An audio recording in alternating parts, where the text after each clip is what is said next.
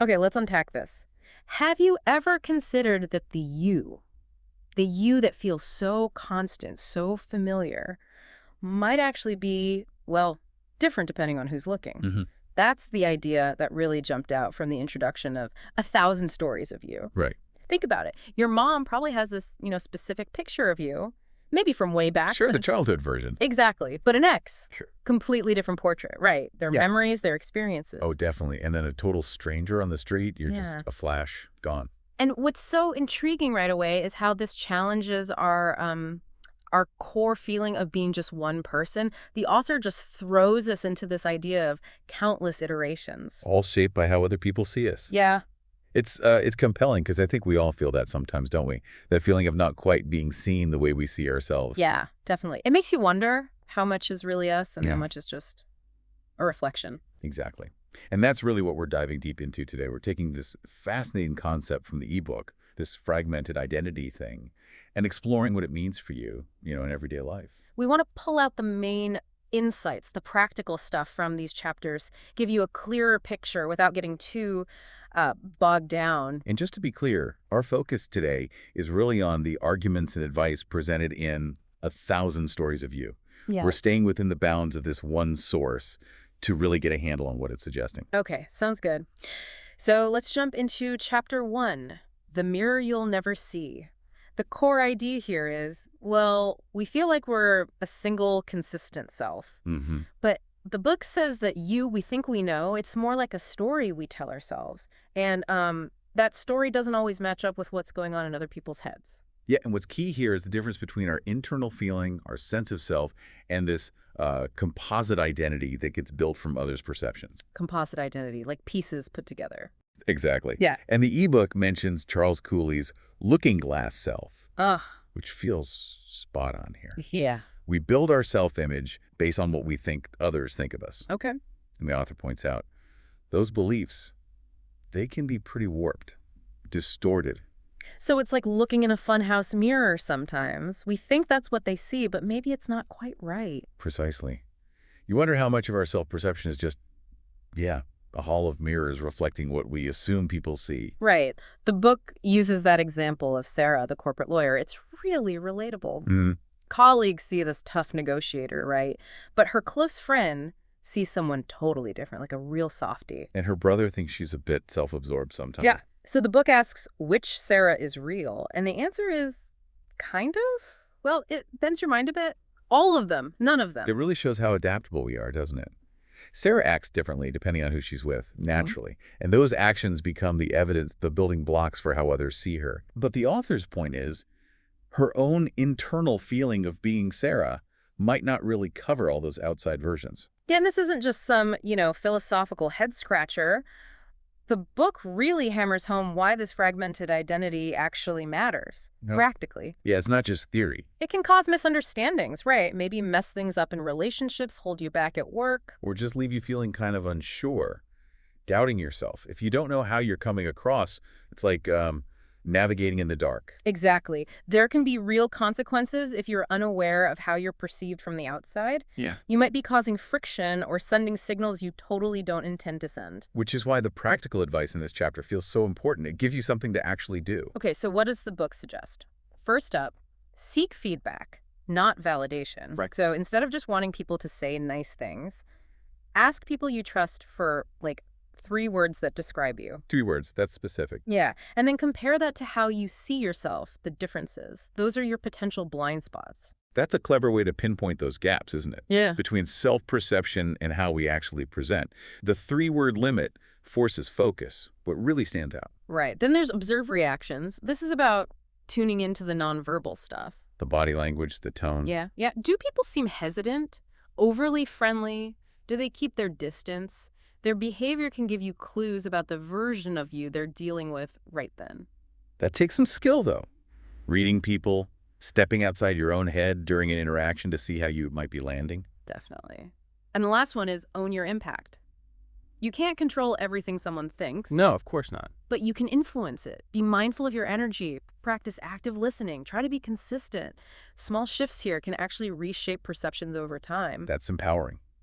It flips it from just being passively perceived to actively shaping your interactions and shaping the stories people tell about those interactions. Yeah, exactly.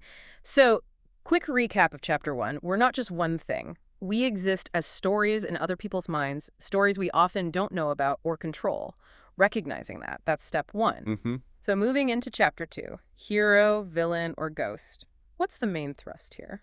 Well, this chapter builds right on that fragmented idea, but it zooms in on the roles we end up playing in other people's lives, Yeah. often without even knowing it. Roles, like characters in their story. Kind of, Yeah. yeah. You might be the supportive friend in one person's narrative, the Mhm. difficult colleague in another's, or just someone who barely registers.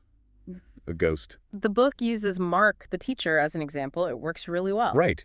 To his students, maybe he's this inspiring mentor figure. But to his ex-wife, maybe he's the villain of their shared past. Exactly. And to his neighbor, Mm. he's just the guy whose dog barks.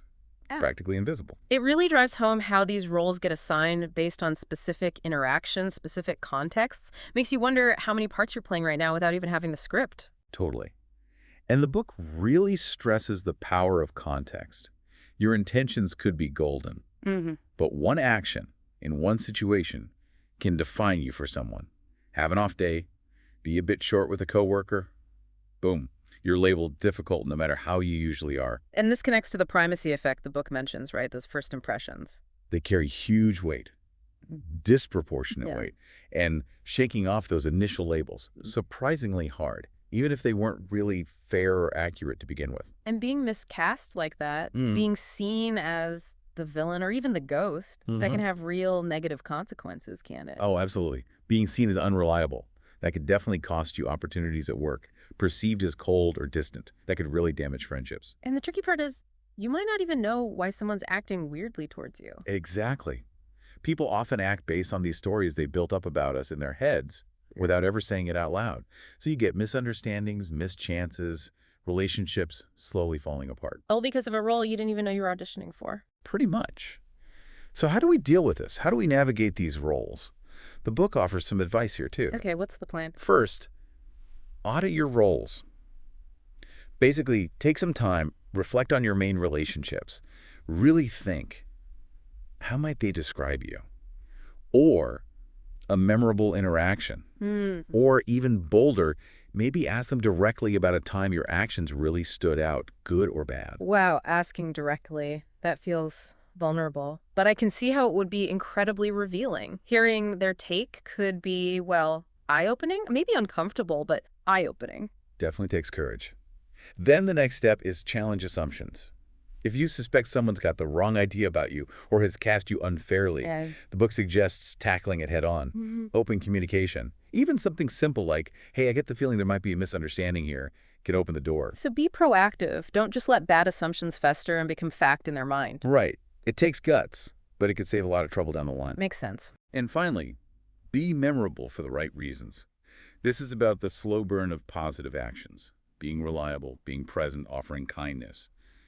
Those small, consistent things add up. They build the kind of reputation, the kind of role you actually want to have. Exactly. Those everyday moments are chances to reinforce the narrative you prefer. Okay.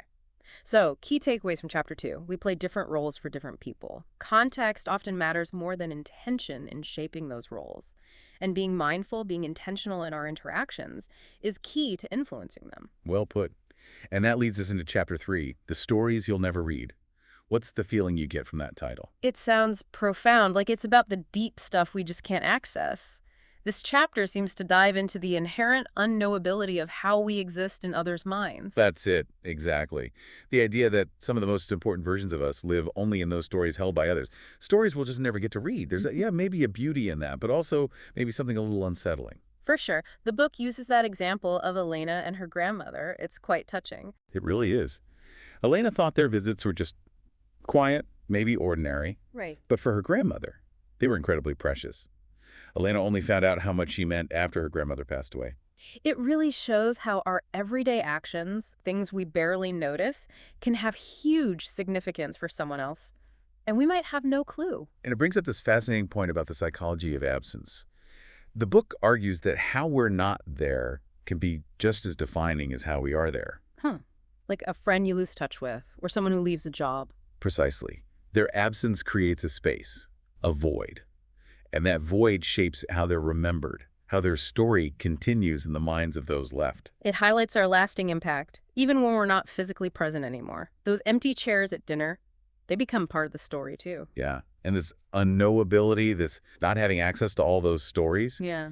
it can make us feel insecure, right? Did I make a difference? Did what I say matter? Totally. Not having the answers can definitely stir up self-doubt. We want to know if we mattered, if we had a positive impact. It's a very human feeling. Hmm. So how does the book suggest we cope with this? Hmm. This fundamental unknowability. What are the actions for Chapter 3? Well, the first one is maybe a bit surprising. Ask for stories. Ask for stories. Yeah, like reach out to people from your past, different times in your life, and just ask them to share memories they have involving you. You might be really surprised by what perspectives you get. That does feel vulnerable again, but also potentially really rewarding. Hearing someone else's version of a shared past could give you a whole new angle on it Yeah, and on yourself. right. The second piece of advice is leave intentional traces. Intentional traces, like clues. Sort of. It's about consciously creating tangible memories. A handwritten note, a thoughtful gift, being really present in a conversation. Things that stick. Okay. So instead of just letting moments drift by, Hmm. you actively try to create something meaningful that might shape how you're remembered later on. Exactly. And finally, maybe the most important one, accept the unknown. Just let it Yeah. go. Kind of. Since you can't know or control every story about you, the advice is to shift your focus. Focus on living authentically, true to your values, instead of chasing everyone's approval or trying to get complete clarity. That feels freeing, actually. Letting go of the need to know everything and trusting that if you act genuinely, it'll have some good ripple effect even if you never see it all. Yeah. So the big ideas from this chapter, recognizing those significant unseen versions of ourselves exist, understanding the power of absence, and embracing the mystery while focusing on creating meaning now. That sets us up nicely for Chapter 4, The Weight of Perception. Seems like we're shifting back to the more tangible consequences of how we're seen. Yes, definitely. This chapter really digs into how perceptions aren't just thoughts. They have real weight, real effects on our lives. The author calls them social currency. Social currency, I like that. It affects opportunities, relationships, you're standing in a group. Totally. And the example of James, the direct manager, it really brings this home. The one who thought he was just being efficient? Yeah. He thought he was being honest and direct with feedback, but his team just saw him as, well, the book says, a toxic boss. And that perception cost him a promotion. It's such a clear example of good intentions getting totally steamrolled by negative perception. Shows the gap between intent and impact. It really does. And the book talks about bias traps here too, right? These mental shortcuts our brains use. Like the halo effect, where one good thing makes people assume everything about you is great. Or the opposite, the horn effect. One mistake, and suddenly everything you do is viewed negatively. It's a reminder that people's stories about us are filtered through their biases. They're not always objective or complete. So how do we deal with that? With these biases and the sheer weight of perception, feels like playing a game without knowing the rules sometimes. It can feel that way, but the book offers some strategies. First, build a personal brand. Okay, like in marketing. Sort of, but not about being fake. It's about consciously deciding what qualities you want to be known for, reliability, creativity, whatever, and then making sure your actions consistently reflect that. So it's about intentionality and consistency, making it easier for people to get a clear, positive picture. Exactly. Second strategy, repair missteps. Okay, damage control. Pretty much. If you realize you've been misunderstood or you messed up and it created a bad perception, you need to own it. Apologize sincerely. And this is key. Show through your actions that you've changed. Right, just saying sorry isn't enough. You have to demonstrate different behavior over time. Absolutely. And finally, leverage first impressions, since people do make quick judgments. Like the primacy effect we talked about. Exactly. Be mindful of how you come across initially. Your appearance, how you communicate, your first actions, they all send signals about your values and can set a positive tone. Those first few moments really do pack a punch in writing the opening lines of someone's story about you. So, key points for Chapter 4. Perceptions act like social currency with real impact. Biases distort these perceptions, and strategic self-awareness helps align how others see you with who you aim to be. Which brings us to the final chapter, Chapter 5, Writing Your Own Narrative. This sounds like where we get to take back some control. That's exactly the feeling. It's empowering. While we can't control every story detail, the chapter says we can influence the overall themes, the genre of our life story, through intentional living. Actively shaping the narrative. I like that. The example of Maya, the flaky artist, is really hopeful here. Right, she actively worked to change that perception. Yeah, she started meeting deadlines, communicating better, and slowly, people stopped seeing her as flaky and started seeing her as driven or professional. It shows you can shift perceptions. Her story really underscores that consistent, deliberate action works. She didn't change her core self, maybe, but she changed her behaviors and how she presented them.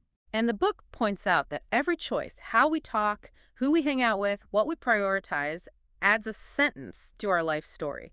Small, consistent actions add up. They build our legacy. It's a great reminder that life isn't random. It's a collection of choices that shape the story others tell and the story we tell ourselves.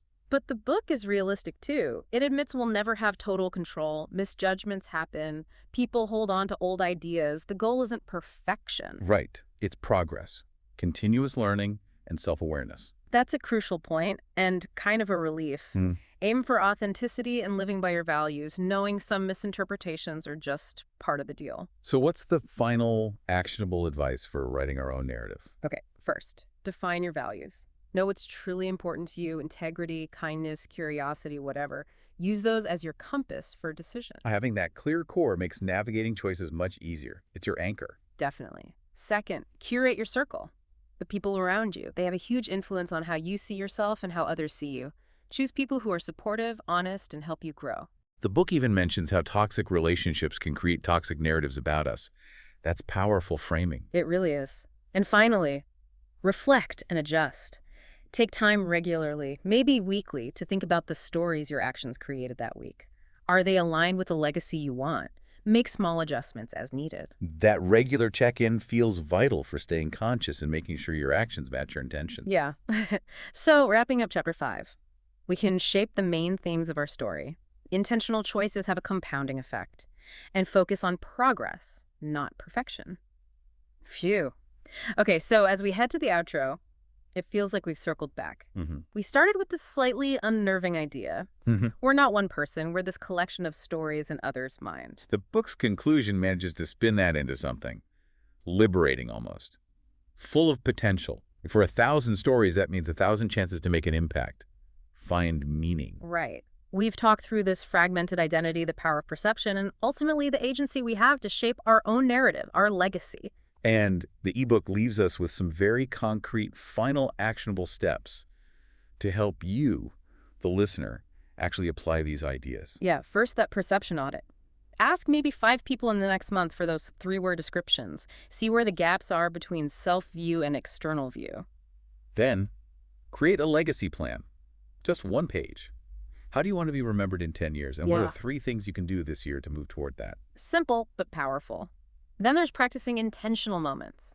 Just focus on being fully present in one interaction each day. Really listen, be kind, deliberately. And that final reminder, embrace the unknown, except you won't know all the stories. Focus on living authentically, according to your values, not chasing universal approval. It all comes back to that final thought from the book, doesn't it? The 1,000 stories quote. Yeah. You are not one person. You are 1,000 stories, each one a chance to be someone's hero, someone's lesson, someone's memory. Write them well. So for you listening, maybe just take a moment with that. What kind of stories are you writing right now?